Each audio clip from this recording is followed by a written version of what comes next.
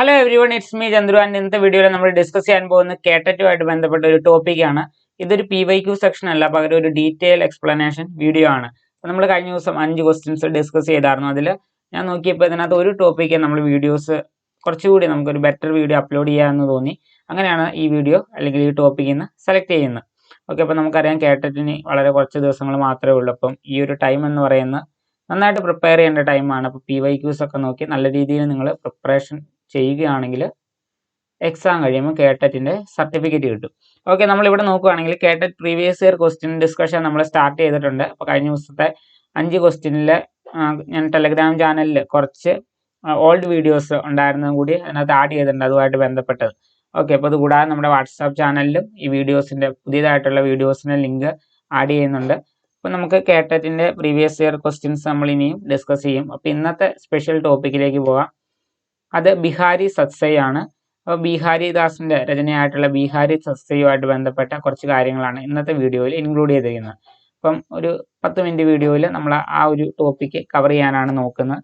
കാരണം നമ്മൾ ബിഹാരിനെ കുറിച്ച് ഓൾറെഡി ഒരു വീഡിയോ ചെയ്തിട്ടുണ്ട്. നമ്മൾ നോക്കിയപ്പം ബിഹാരി സത്സൈ കൂടി ഇൻക്ലൂഡ് ചെയ്തേക്കാന്ന് ഓർത്തു. കാരണം കേട്ടറ്റ് 3 എടുക്കുവാണെങ്കിൽ കുറച്ചുകൂടി ഡീപ്പായിട്ട് നമുക്ക് പോകണം. ഓക്കെ, എനിവേസ് അങ്ങനെ ആഡ് ചെയ്തതാണ് ഇത്. ഓക്കെ, നമ്മുടെ കേട്ടറ്റ് 3 and 4 ഹിന്ദി പ്ലേലിസ്റ്റിൽ ഏകദേശം 70-ന് മുകളിൽ വീഡിയോസ് ഇപ്പോൾ തന്നെ അപ്ലോഡറാണ്. അപ്പം നിങ്ങൾക്ക് അതിൽ ടോപ്പിക് വൈസ് ക്ലാസ്സസ് ഉണ്ട്, ഇതുപോലെ PYQs എല്ലാം ഉണ്ട്. അപ്പം നിങ്ങൾ പ്രിപ്പയർ ചെയ്യുന്നവർ നോക്കാവുന്നതാണ്. ഇനി നമ്മൾ നോക്കുകയാണെങ്കിൽ ബിഹാരി ലാൽ രീതികാലീന കാവ്യധാരാഹെ പ്രമുഖ് കവി. നമ്മളിങ്ങനെ ഓരോ പോയിന്റ് ലിസ്റ്റ് ഔട്ട് ചെയ്തിട്ടുണ്ട് ഏറ്റവും സിമ്പിളായിട്ട്. അപ്പം അത് വെച്ച് എക്സ്പ്ലെയിൻ ചെയ്ത് പോകുന്നു എന്നുള്ളൂ. അപ്പോൾ ഈ നോട്ട് നമ്മൾ ടെലഗ്രാം ചാനലിൽ അപ്ലോഡ് ചെയ്യുന്നതാണ്. ഇപ്പോൾ വാട്സാപ്പ് ചാനലിൽ നമുക്കിപ്പം കറൻ്റ് നോട്ട് ഇടാൻ പറ്റത്തില്ല. അപ്പോൾ അതുകൊണ്ട് നോട്ട്സ് ടെലഗ്രാം ചാനലിലേക്ക് ഇടാം. വാട്സാപ്പ് ചാനലിൽ ലിങ്ക് ഓരോ പുതിയ വീഡിയോസിന് ലിങ്ക് വരുന്നതാണ്. ബിഹാരി ലാൽ രീതികാലീന കാവ്യധാരാക്കെ പ്രമുഖ് കവി. അപ്പോൾ എന്താണ് ബിഹാരി ലാൽ അല്ലെങ്കിൽ ബിഹാരിദാസ് എന്താണ് രീതികാലീൻ കാവ്യധാരയിൽ വരുന്ന ഒരു പ്രധാനപ്പെട്ട കവിയാണ്. ഓക്കെ, ഇനി അതുകൂടാതെ അടുത്ത ബിഹാരിദാസിനെ കുറിച്ച് നമ്മൾ ഓൾറെഡി ഒരു വീഡിയോ ചെയ്തിട്ടുണ്ട്. അപ്പോൾ നമ്മൾ ഇതിൽ ഫോക്കസ് ചെയ്യാൻ പോകുന്ന ബിഹാരി സത്സൈ എന്ന് പറയുന്ന രചനയിലാണ്. സബ്സെ പ്രസിദ്ധ രചന ഹെ ബിഹാരി സത്സൈ. അദ്ദേഹത്തിന്റെ ഏറ്റവും പ്രധാനപ്പെട്ട ഒരു രചനയാണ് ബിഹാരി സത്സൈ എന്ന് പറയുന്നത്. ഓക്കെ, ഇനി നമ്മൾ അടുത്ത പോയിന്റിലേക്ക് പോവുകയാണെങ്കിൽ ഇതിന്റെ ഭാഷയാണ് ബ്രജ് ഭാഷയാണ്. കൂടുതലും ബിഹാരിദാസ് എഴുതിയിട്ടുള്ളത് ബ്രജ് ഭാഷയിലാണ്. അപ്പോൾ ഈ ഒരു രചനയുടെ ഭാഷയും എന്താണ് ബ്രജ് ഭാഷയാണ്. ഉൻകെ ദോഹെ അത്യന്ത് സംക്ഷിപ്ത് ഹോത്തെ ഹെ ലേക്കിൻ ഉന്മേം ഗഹരായി ബഹുത് ഹോത്തി ഹെ.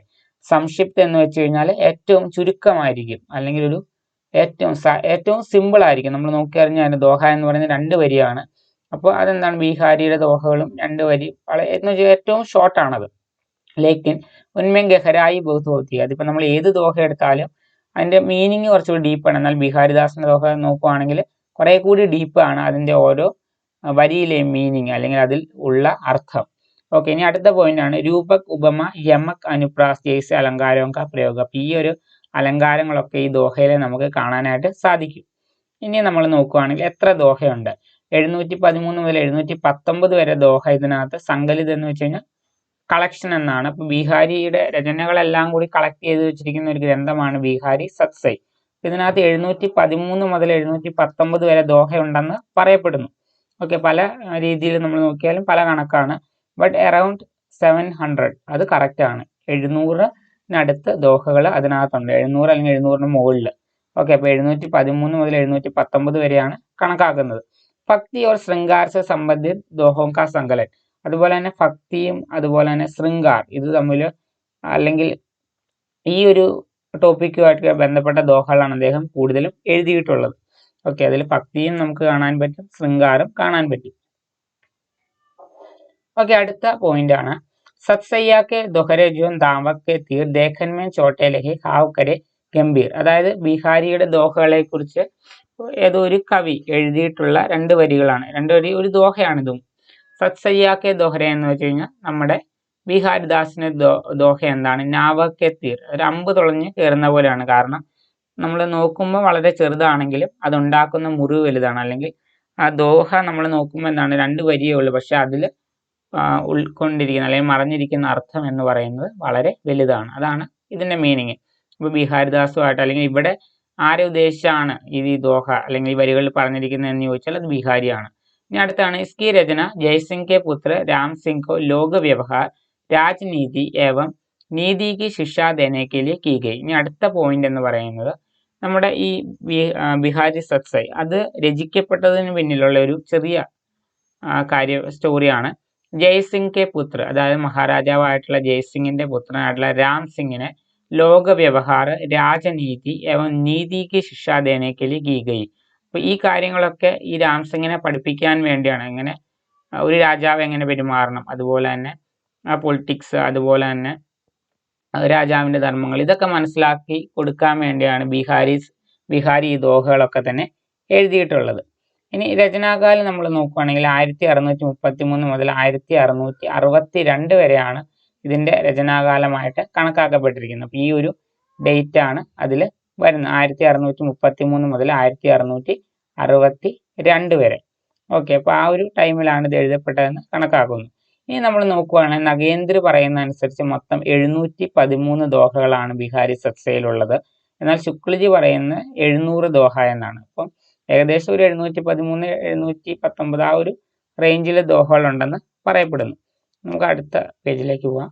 ഓക്കെ, ഇനി അടുത്താണ് ശൃംഗാർ സത്സൈ പരമ്പരാക്കി പെഹ്ലി രചന. അതായത് നമ്മുടെ ബിഹാരി സത്സൈ എന്ന് പറയുന്ന ശൃംഗാർ സത്സൈ അല്ലെങ്കിൽ ശൃംഗാര ഉൾപ്പെടുന്ന ആദ്യത്തെ ഒരു സത്സൈ രചനയാണ് ബിഹാരി സത്സൈ.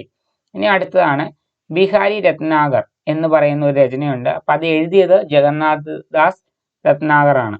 ഓക്കെ, ബിഹാരി രത്നാകർ എന്ന് പറയുന്ന രചന എഴുതിയത് ജഗന്നാഥ് ദാസ് രത്നാകർ ആണ്. അപ്പോൾ അത് എന്ന് പറയുന്നത് എന്താണ്, ഒരു ടീക്കയാണ്. ടീക്ക എന്ന് വെച്ചാൽ നമ്മളിപ്പോൾ റിവ്യൂ എഴുതുന്നുണ്ടല്ലോ, ബുക്ക് റിവ്യൂസ് അല്ലെങ്കിൽ ഫിലിം റിവ്യൂസ്, അതുപോലെ ബിഹാരി സത്സയിൽ വന്നിട്ടുള്ള ഒരു റിവ്യൂ ആണ് ബിഹാരി രത്നാകർ. അത് ആ രീതിയിൽ ഓർത്ത് വെക്കുക, അല്ലെങ്കിൽ അതിനെ വിമർശിച്ചിട്ട് എഴുതിയിട്ടുള്ളൊരു ഗ്രന്ഥമാണ് ബിഹാരി രത്നാകർ. ഇനി അടുത്താണ് ശുക്ലജി പറഞ്ഞിട്ടുള്ള, ഇനി ശുക്ലജിയും അതുപോലെ തന്നെ ഹസാരി പ്രസാദ് ദ്വിവേദിയും ഈ ഒരു രചനയെക്കുറിച്ച് അല്ലെങ്കിൽ അദ്ദേഹത്തെക്കുറിച്ച് പറഞ്ഞിട്ടുള്ള 2 കോട്ട്സ് ആണ് ഉള്ളത്.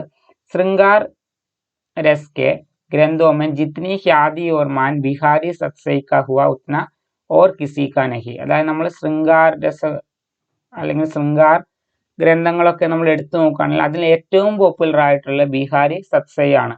അത്രയും പോപ്പുലർ ആയിട്ടുള്ള മറ്റൊരു രചന ഇല്ല എന്നാണ് ശുക്ലജി പറഞ്ഞിട്ടുള്ളത്.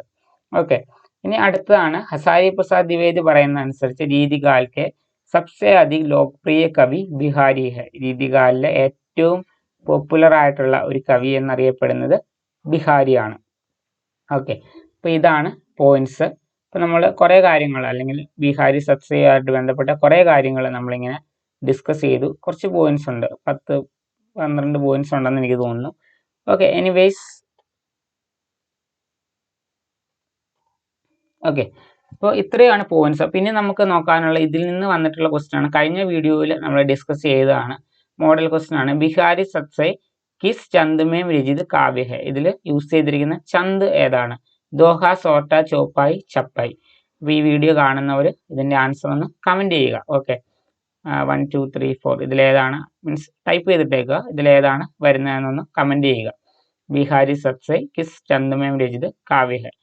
ഓക്കെ, അപ്പോൾ ഇതാണ് ഇന്നത്തെ വീഡിയോ. കാരണം നമ്മൾ ഈ ഒരൊറ്റ ടോപ്പിക്ക് നമ്മളൊരു 10 മിനിറ്റ് ആവാറായിട്ടേ ഉള്ളൂ. അപ്പോൾ അതിനുള്ളിൽ നമ്മളത് കവർ ചെയ്തു. നമ്മുടെ എല്ലാ വീഡിയോസും തന്നെ 10 മിനിറ്റിൽ ഒരു ഡിസ്കഷൻ ആണ്.